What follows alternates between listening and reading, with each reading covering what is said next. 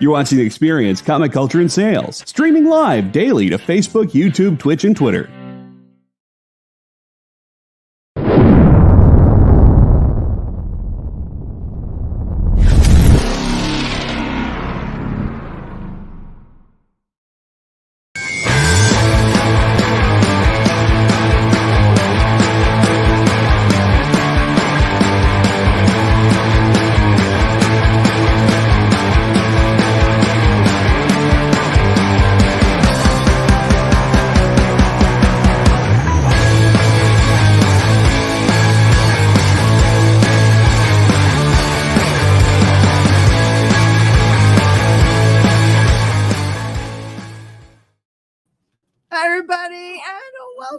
It is time for Minute to Skim It.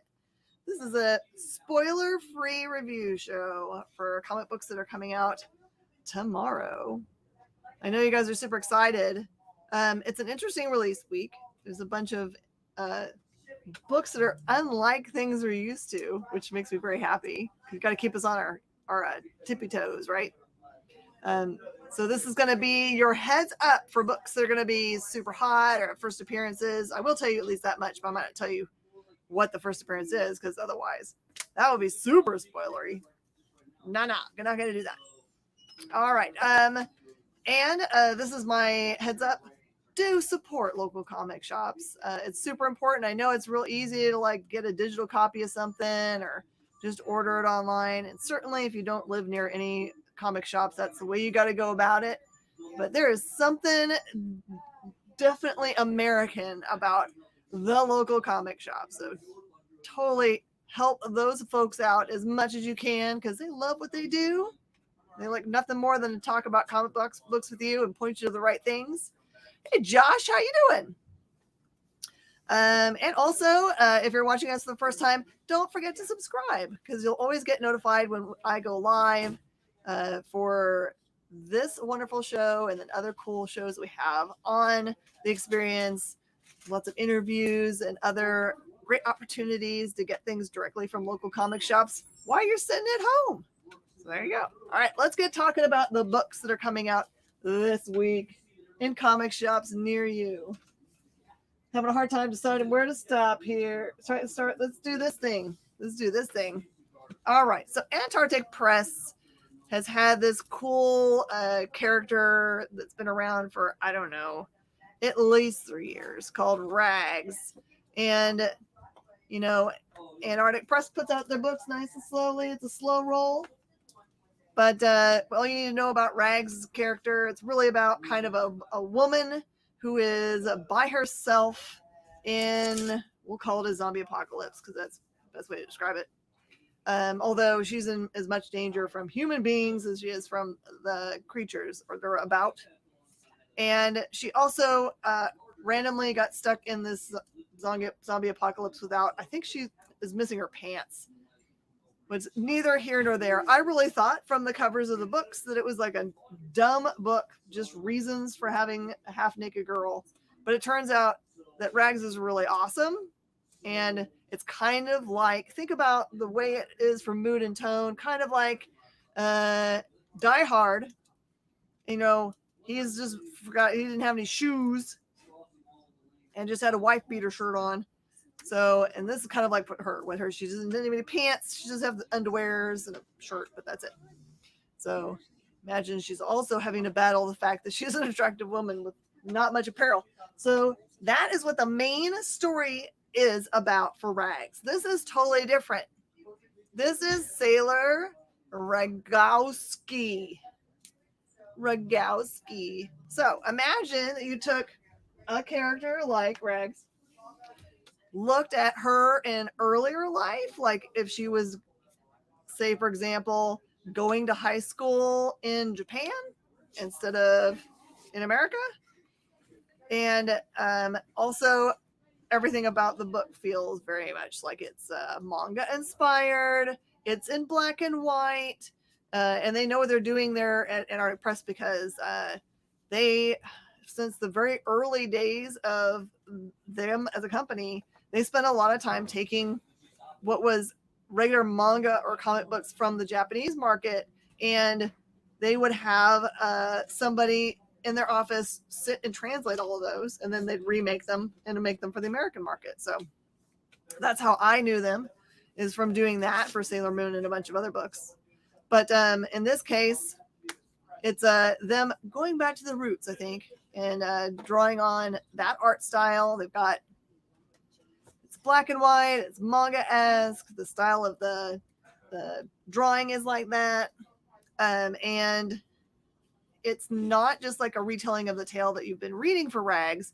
It's totally different because it has her, she's younger, she's got the drama of being in a high school where there's bratty other kids there, and then it turns fully into like, seems like pretty normal, and then all of a sudden it becomes pretty much like a Sailor Moon episode where it has her transform into her Sailor Ragowski outfit, and she has those kinds of powers. It's really, really cute. So anyway, it's neither here nor there. If you have never read Rags, you don't need to know anything about Rags at all, other than what I just told you, and you should just read it to enjoy it, especially if you're a fan of old school anime or manga. This one would probably be a good one to pick up. And it's a one-shot. So it's a one-shot. You don't have to even get anything beyond this one. It's just a one time and done, and you can enjoy the book, and then maybe you'll get inspired to read the original book series itself. I highly recommend it. Next. All right, I've been waiting a while for this cool thing. So the cool thing about Donny Cates and his writing of Hulk is that he continues on with the way he writes things. He's kind of like the George R.R. Martin of comic books, and that he writes a really rich universe that's got a lot of tendrils and lots of characters, but he's not afraid to kill a bro. So in this case, that's not what's really happening. This one is more about the creation of a new character, and it's not a spoiler for you guys because it literally says it on the front. A Titan emerges, and it really is. The character is called Titan.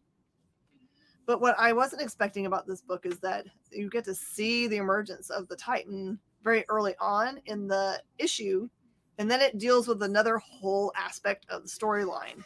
So to kind of catch you up with what's going on with Hulk, is that coming straight out of the effects of the things that happened in Immortal Hulk, which I believe that was Al Ewing wrote, you have a Bruce Banner still pretty fragmented in his mind because he's got all of these different aspects of himself, right? He's got the Bruce Banner part of him. He's got the Hulk. He's got Gray Hulk. He's got Professor Hulk. He's got Devil Hulk.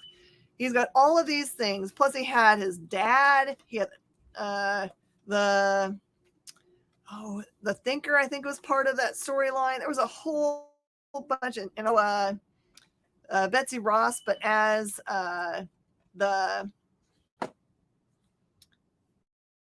what is his name? Harpy. So in that whole series, there's so many characters, but this one kind of like this series of Hulk is kind of like condensed it all to get down together, and you really just have Bruce Banner driving around a giant mech essentially called Starship Hulk. So he is inside of Hulk itself. So in this issue, it throws out the idea of, that Bruce has got his own Hulk. Betsy Ross has her own Hulk. General Thaddeus has got his own Hulk. All of these things are thrown out there. He throws out this question that's a very important part for why this issue is so cool. What if Hulk had a Hulk? So wrap yourself around that for a little bit, and you can just get the tiniest idea of how cool this issue is. This one is first appearanceville. It's pretty hot. It hasn't like spiked in price or anything, but I'm sure that the demand for the issue, just like for all the rest of the issues of Hulk, which are all, I think, sold out everywhere, I wouldn't wait to get it just in case people are all of a sudden going, dude, this thing's going to be in a movie or whatever. And plus it's really cool looking. You can see there's his arm, at least in the front picture. Rawr. So anyway, if you've been turned off of reading this series because of you reading someone else's feedback about it, Usually these people are people that haven't read it at all. They're just people that said at the beginning, oh man, Starship or Spaceship Hulk's been done before. Then you haven't really given it a chance. You should totally read the series. Just saying. All right. And then Doctor Strange, Nexus of Nightmares. Okay. So I don't know if this is an ongoing series. It doesn't feel like it needs to be at all. It's written by Ralph Macchio. Ralph Macchio always fooled me at the very beginning. I was like, really? Ralph Macchio wrote this? Because I'm thinking, you know, something. That Ralph Macchio. No, it's not. It's a different guy. But, okay, so Doctor Strange Nexus of Nightmares is the perfect book to buy and hand to someone that doesn't know anything about Doctor Strange, but you want to kind of get caught up with what he's about before the new movie. This is the first time I've really seen Marvel think to themselves in enough time to do something about it. Hey, you know what we could do? We could make a book that's helpful for people as a primer.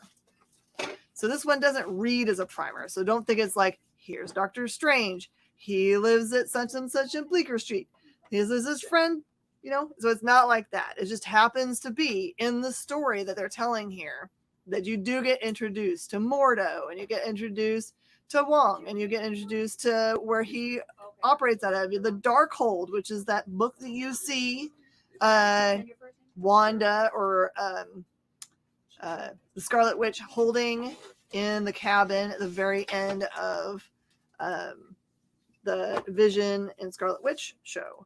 So Darkhold's super important. You should look up about it and what its powers are and what the implications are. It probably will help you understand a little bit more of the trailer for the movie. But this book is really perfect.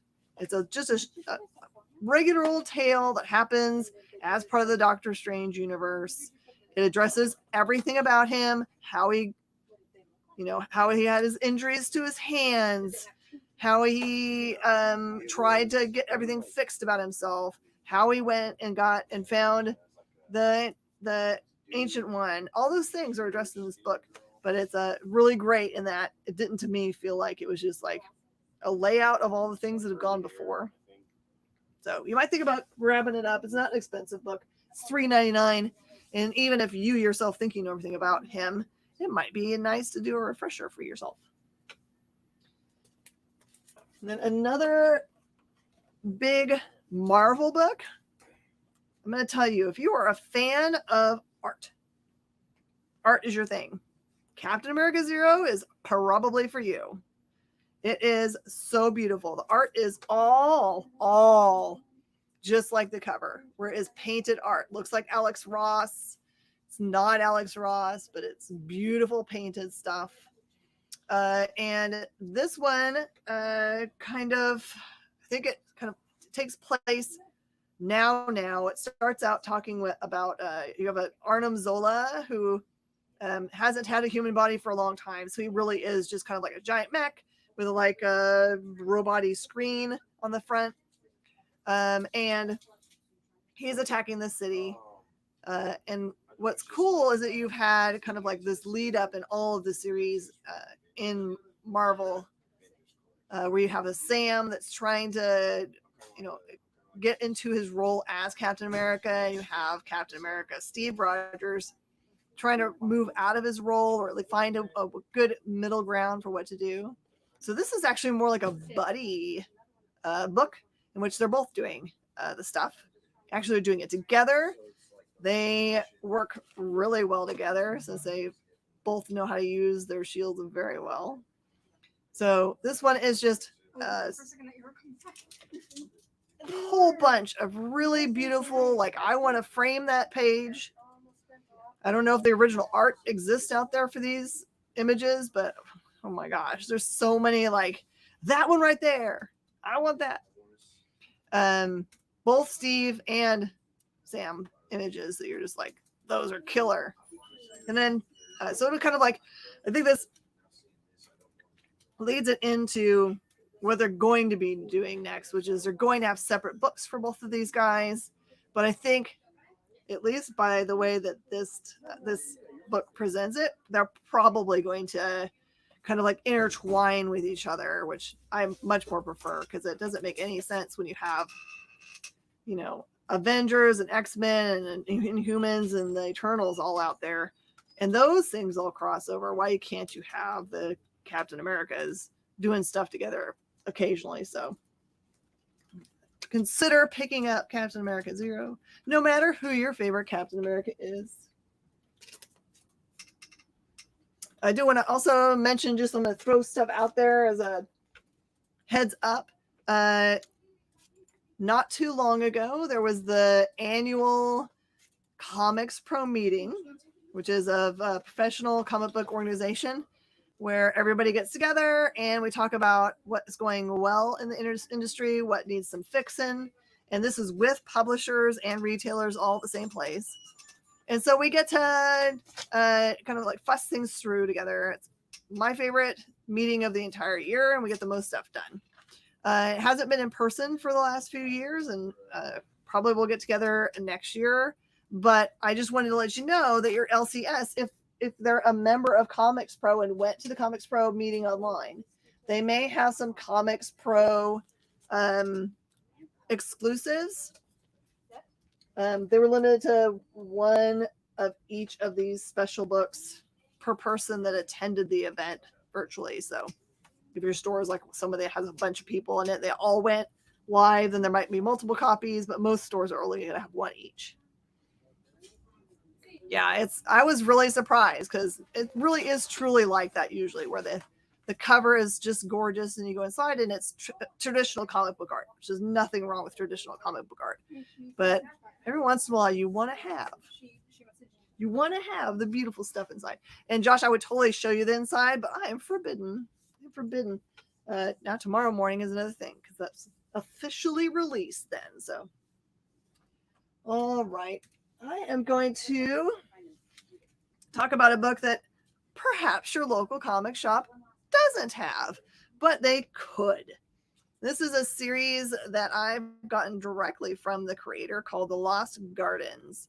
And this one, I didn't know what I was really getting into. I think there's 7 issues in this series already, so you can kind of like get a bunch of issues if you like the first one.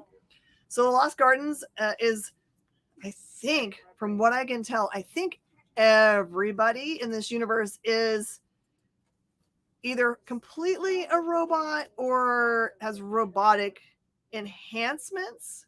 I haven't gotten far enough in the first issue to totally figure that out. It has a little bit of feel and mood and tone of like Repo Men or any other kind of like future, here is your robotic helper or your robotic parts, but if they go bad, then good luck finding replacements if you don't have a lot of money. So that's what this is about. It focuses in on this one main guy who he, make sure I'm doing the right book. Yeah. Yep. So he himself looks like he has enhancements for his eyes, at least. And he works kind of for the main, like, I don't know what to call it, a mega corporation that feels like the insurance agent. You know, like when you call up and you say, hey, someone dinged my car. And they're like, we're going to deny your claim. And then you're supposed to go back and say, no, really did someone ding my car? And they're like, you said someone dinged your car? I missed that the first time. Because the first time they're trying to just have you be like, never mind, I don't care about the ding. It's kind of like that, but they're real being serious. So his job is to take all these messages from people that have, you know, like their robotic elbow is locking up and they can't afford the replacement. So can they make like a replacement part so they don't have to upgrade? That's the difference. The corp wants them all to upgrade, which is super expensive, but they just want replacements, which no one's making, or I guess maybe there's probably a black market, but we haven't seen it yet.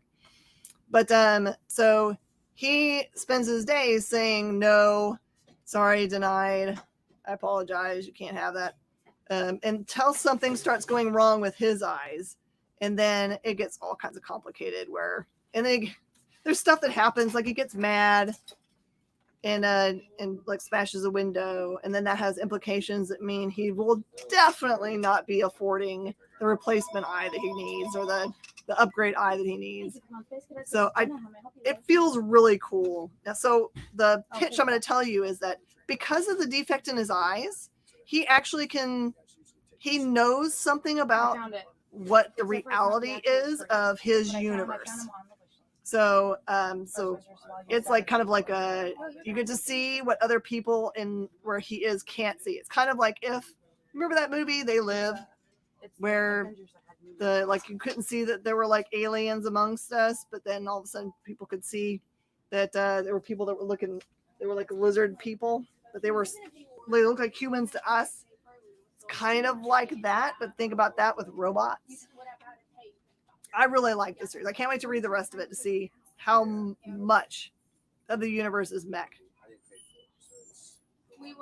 or robotic or enhanced or whatever.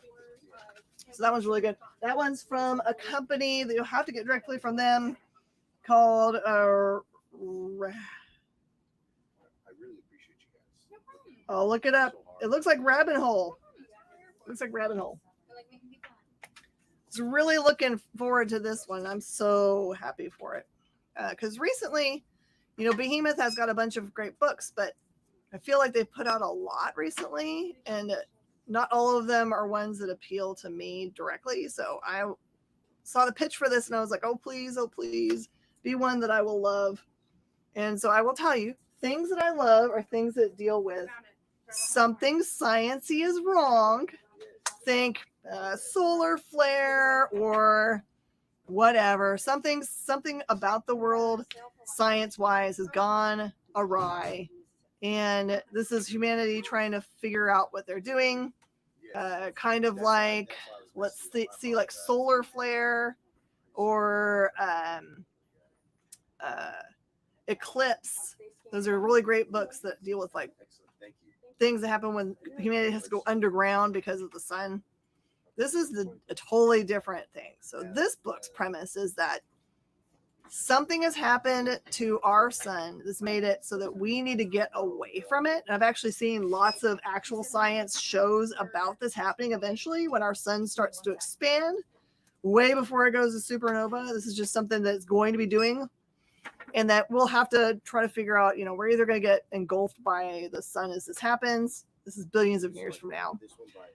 Or we're going to have to move our planet. And that's what they've done. They figured out a way to move the planet so that it's away from the sun, which means that it's dark. Essentially, it's always looks kind of like Twilight or even darker than that. There is the main fellow is kind of weird and creepy. He carries a camera. He shows at the very beginning of the book. He shows up at a police action that's involved. There's a murder that's happened, or someone has died. Maybe she just died. There's no killer or anything.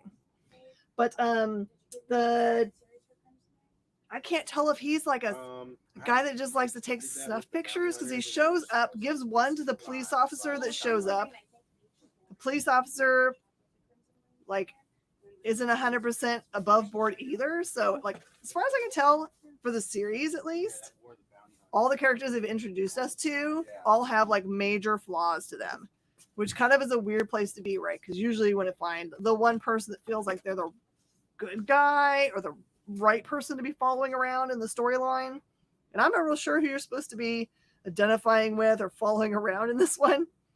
But it just has all the earmarks of a book series that I love, where it's just kind of we're just trying to survive. Everything about the way that we behave is different. There's people that go to clubs where they make bright lights so it looks like sunlight in there, and they call them light junkies. I don't know. There's a lot of cool stuff going on in there. And then there's this mystery of what happened to this girl. So it's kind of like a murder mystery. It feels like crime noir a little bit, since it's all in the dark or dark-ish. So anyway, highly recommend. It is one book that I just cannot wait to have number 2. So if a PDF shows up, I will be very happy. Oh, thank you. It looks like Jay has found the link for the Lost Gardens Rabbit Hole Studios. Sorry, it's very like cursive the way that they've got there, and that makes sense. Follow them down the rabbit hole. So Rabbit Hole Studios, you can follow that link to find how to get those comic books, or you can find a comic shop like me that actually carries them. All right. There was a bunch of Scout that finally dropped for me today because I get directly from Scout. You might have already been able to get some of these books from your LCS if they get it directly from Diamond or elsewhere. This is what's funny that's happening, just so that you know what's going on with your LCS. If they're getting this stuff directly from the companies, what seems to be happening is that the printer is sending the books directly to, let's say, Diamond, and then those are getting put out. But the ones that are the extras that are supposed to go to the publishers are taking longer to get to them for some reason. I've talked to lots of publishers that that's what's going on. So if your LCS says, hey, man, I don't have it yet because I get it direct, and that doesn't make any sense, so you think direct should be faster, that's what's going on. In this case, this one is a Black Caravan premiere by David Byrne called Canceled. Huge book for fans of like Ice Cream Man or other creepy clown related horror books. In this case, this book, there's a lot I could spoil in this, so I don't want to. We'll just say that it kind of revolves around a fellow who looks like he's kind of like a clown for like a kids show, and he gets let go and replaced, and he says, well, I'm gonna make you pay for that. And then everything that happens afterwards really suspends your understanding about what's real, even within the book itself. Like, am I reading the comic book part now? No. Okay. Am I reading the comic book part main storyline? No. Okay. So, and every single time it gets creepier and creepier and creepier. It's very meta. So meta. Meta scary. Super meta scary. So if you like, I was trying to think, there was something last week that was really scary that I was like, yeah. So anyway, for my horror lovers, Canceled is for you. It's very, very good. I will stick to my horrorness here. This is Vanity. I've been looking forward to this for a long time. This one is also a Black Caravan book from the Scout imprint Black Caravan. And psyched? Yeah. So this one tackles the historical person of we know her as Elizabeth Bathory, but in the old tongue it's Elsbeth Bathory. See, now you know something new. This really is beautifully drawn. It goes way back before she's even born. It kind of explains kind of what the world was like that she was born into. And just really, really dark. You don't get to the part in the story where she becomes very bloody. And you know, the historical character that one thinks is like of being like a tortury, like probably the only time you've seen Elizabeth Bathory stuff is Todd McFarlane's line of toys had a action figure for her where she's in a bloody bathtub. That's probably maybe the only image you've seen of her. But it's the art style, I think, is pretty much just like this cover. And it's it has the look and feel of an era done piece where it feels like it could have been drawn with like historical inks and old papers and stuff. So it kind of suspends your disbelief a little bit, draws you into the story very much. I'm going to do my other kind of scary one here so I can get all my scarier ones out. Okay. The Collector. This is Collector Unit 731. I really expected at some point for this book to go to kind of a like comic booky place, for lack of a better term of what I mean. But it deals with prisoners of war that are captured and taken to this Unit 731, which is the science division, or we'll just call it the torture division, for the Japanese army, I guess. And it focuses in on at least one very specific character, although it deals with all of them. And it looks like the main scientist there is actually doing like real, like some would call them science trials for how people would react to being exposed to deadly diseases, for example. I really thought that it was going to like at some point be like, V for Vendetta, like, oh, being a super powered person, or nope, just pretty straightforward. We're despicable human beings and using other human beings for science that we think is going to further our understanding about how diseases would affect people on the battlefield, for example. It's really dark. And I don't know, if war gives you trigger, then maybe this will give you trigger warning. But it's really, really cool looking. I'm excited for where the series goes. And no lie, this looks like a young who am I thinking of? Damn it. He played the main bad guy in Bloodshot. Who's that actor? Main bad guy from Bloodshot #1? No, from the actual movie. Yeah, that's what I was making his name. Oh, ha ha ha. What's that guy's name? Is it Vin Diesel? No. Vin Diesel's the Bloodshot. bad guy. No, the bad No, guy. I don't know. Rock. Mm-mm. His last name starts with Rock, doesn't it? I can't remember. Someone's going to come up with it.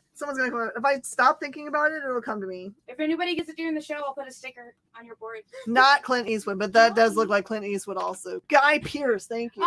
Who was it? It's Guy Pearce. Who Doesn't it look like young Guy Pearce? Yes. Looks like young Guy Pearce. Okay, That's my who first gets the thought. sticker, Miss Jen? Oh, that is Jay. So I get a sticker. Woo! Did you say you get a sticker? We share a board. Ask me sometime if you're local to me. Ask me sometime about what I found out about Guy directly from a person that was like in the room with him. So it's not like a hearsay thing. This is someone I actually know, but I would never put it out in the real universe, and you shouldn't either. But it's just kind of like, what? And it's funny because he would probably admit it to your face, but that's not my job. Is that he likes tea? I hear he likes tea. He does like tea very much. Oh, I knew the tea about the tea. He's all about the tea. All right. So third wave of 99. Too many horror comics of fried Jen's brain. That looks just like young Guy Pearce.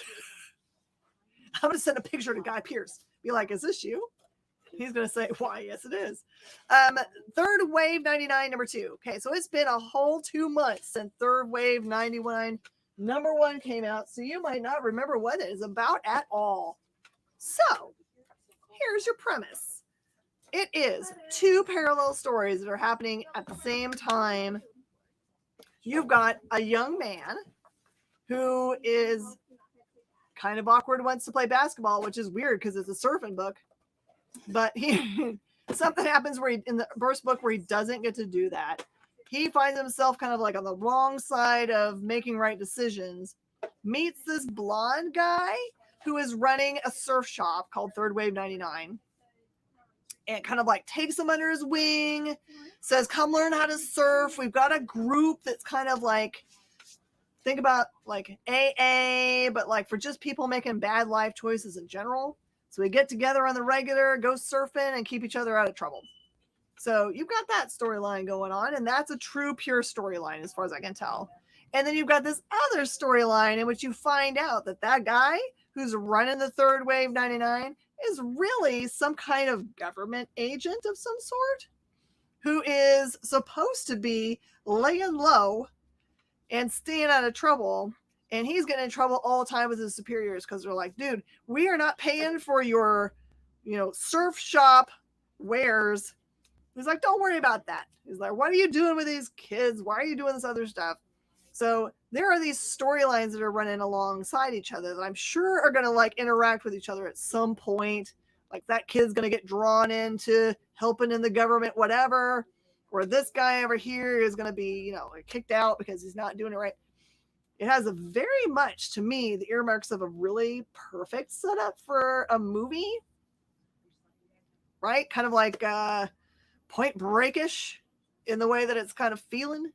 And it has really great, really beautiful, this one's not even the prettiest piece in there, images of people surfing. So, is there someone going to shoot that dude? I don't know. So anyway, Third Wave 99 has a weird name. It's a very weird name. But I am telling you, it's a book to read. And also, weird enough that Scout has created an entire line or, picked up an entire old line that once existed of surf wear that all says Third Wave 99s, which is probably where the name of the book came from. So if you want to have t-shirts and hats and mugs or whatever with Third Wave all over them, you can feel like you're from the 80s. That's where you can get it. They have them on their scout.com site. All right, I think I've made it all the way up to here. Okay. Weird things. Okay, so I'm a criminal justice degree person. I went to the police academy. So it's like things like this are kind of fun to me, where I'm just like, what? Okay. This one's The Secret History of the War on Weed, which I really thought kind of was going to be a comic book that kind of told you about the war on weed and then like in an interesting way. But no, that's a misnomer. It really is Duggan and Posen and Koblish and Cowles getting together and making a really funny tongue-in-cheek book. Feels a little bit like, have you ever read Die, Die, Die? It's a Kirkman book, an Image. It feels like that, where it's like, okay, we're going to tell a story that has like, man, this part could be real, but is not anywhere close to being real. So it focuses in on a super like government agent who gets tasked by the president of the United States, who's a woman in this one. I don't know. She kind of looks a little bit like Hillary, but I don't know who she's supposed to be. But she says that someone tells us that her numbers are bad in the polls and she has to do something. She has to have a war on something. It's kind of like wag the dog, right? So she tasks, she's like, what's the thing that we can fight? Like, I know what we can do. We can fight a war on marijuana. So she sends this super, like, he kind of looks like, I don't know, he's a mixture of Kurt Russell from Soldier and Stallone and Arnold Schwarzenegger, all those things. Just throw all that stuff together. And you've got kind of what this guy is. He's like super amped up, ready to serve. So this book starts that way, and it's part of the pitch, so I'm not ruining anything for you because the pitch literally has it on there, where that character, he tries some of the green weed and then changes his total mind, that becomes the hero of the series by then changing his mind and fighting for the other side. The fun part about the way the book is written out for me is that, like, it has regular dialogue, really cool dialogue, but then it also has narration blocks. I'm not really sure who's supposed to be the narrator here, but the narrator is totally part of the story. And they're like, there's at one point in the book, the narration says, hey, just in case you're wondering, I have gone to the end of the book. This like totally breaks the fourth wall.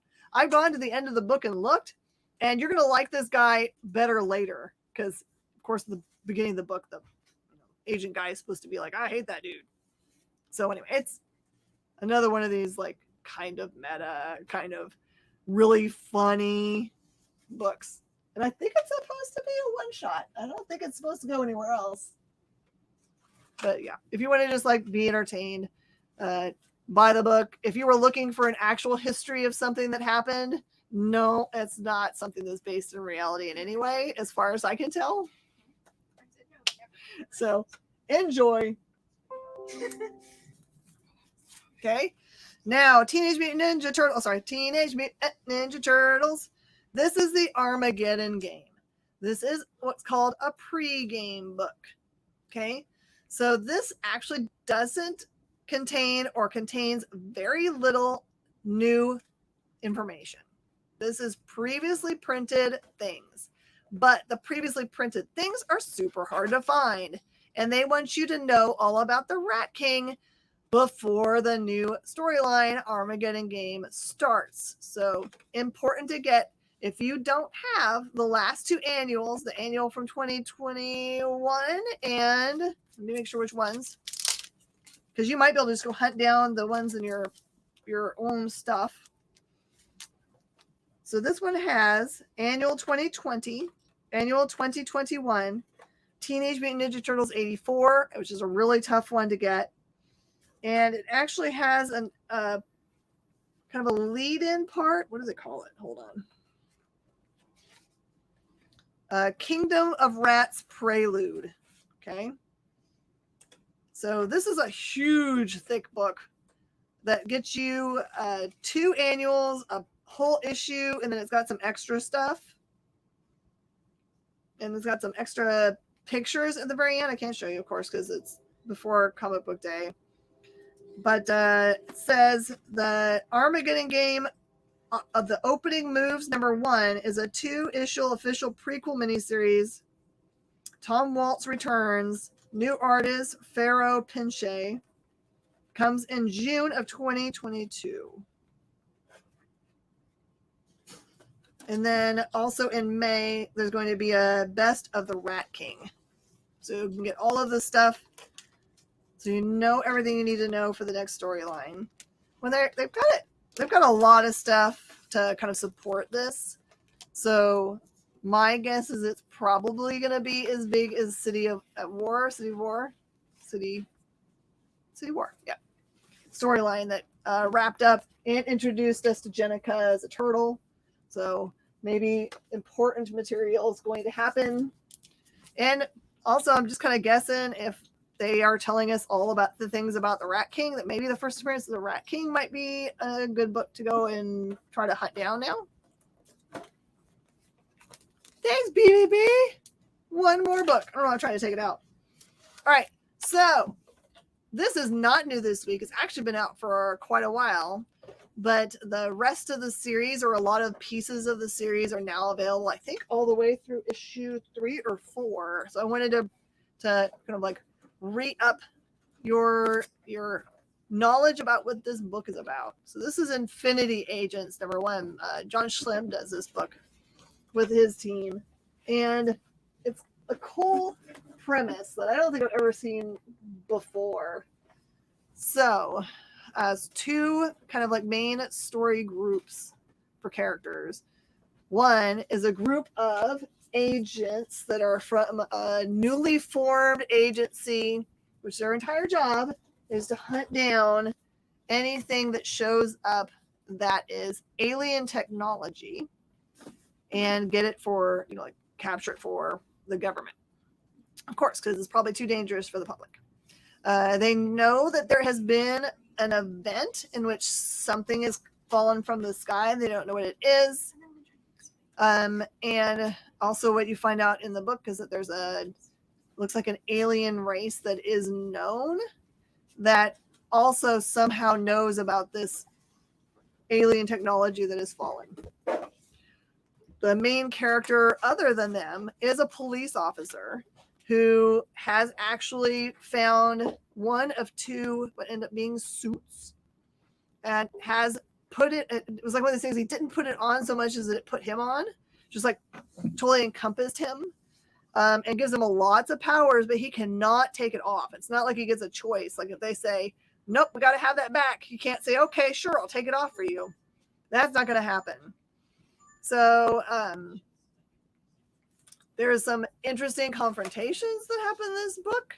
The female agent is real, like, uses questionable tactics that are just deplorable. I don't think anyone should ever try to do what she does in order to corner this fellow. And then she gets the smackdown handed to her so hardcore, just big time. So great series. If you like the premise of, you know, government trying to take over, you know, something that is so special that more than just humans are after it, well written and well drawn, you should try out that series, Infinity Agents. It's by a company called Ovation Comics, and they have this cool little like eyeball man as their symbol. You might have seen other books from Ovation out there. All right, and real fast, I'm going to show you some of the trades that you might be seeing at your LCS that might be new this week. Last week, there was the very first, a new re-release of Sandman, the first volume, like a big compendium-style volume of the Neil Gaiman masterpiece, because the Netflix show is about to start. This week is the second volume. So I think there's a couple different covers of this. There's a direct market cover, and then there's the one that goes to big box stores. So if it matters to you for covers, you might figure out which one you would like to have.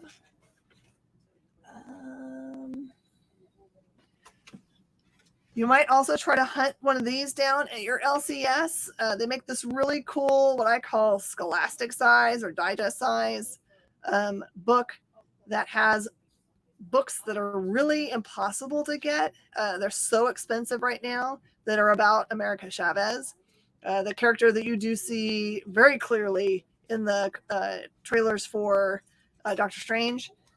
This one collects Young Avengers #3. America 1 and 2, and 11 and 12, and then Marvel .1. So all of those are in this one book for just $10. So if you can hunt that down, you should, so you know something about her powers before the show happens. This is also a book I've been looking forward to very much. This is by Brett Hamill, and it's Skate Dad Summer. Says a graphic memoir about being a dad, building a ramp, and recalibrating your inner gyroscope by blunt force. Really cute. I love books that have to do with sons and dadas. Another cool book. This one's by Art Baltazar. It's called Big Alien Moon Crush. Says the galaxy is in turmoil, alien planets are at war, the fate of the universe is uncertain, but somewhere amongst the fighting is a glimmer of hope, a beacon of love. Aww. And that art style is really cute. Okay, you can have a big insight into the way I buy books. I love, like I said, things that have sciencey stuff that's attached to it. This one is called Two Heads, a graphic exploration of how our brains work with other brains. So, you know, see what it says, Uda and Chris Frith have pioneered major studies brain disorders throughout their nearly 50-year careers. Here in Two Heads, their distinguished work serves as a prism through which they share the compelling story of the birth of neuroscience and their paradigm shifting discoveries across areas as wide-ranging as autism and schizophrenia research, and new frontiers of social cognition, including diversity, prejudice, confidence, collaboration, and empathy. There you go. Gigantic, thick book.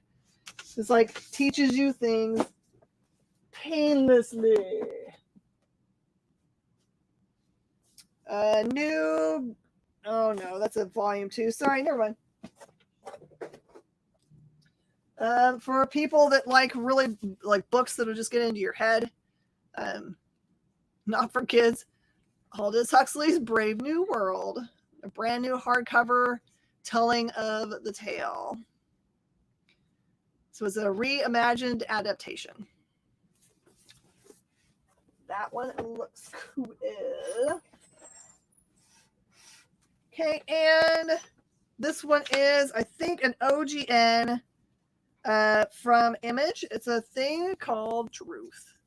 So this is a book series, I think, that just finished.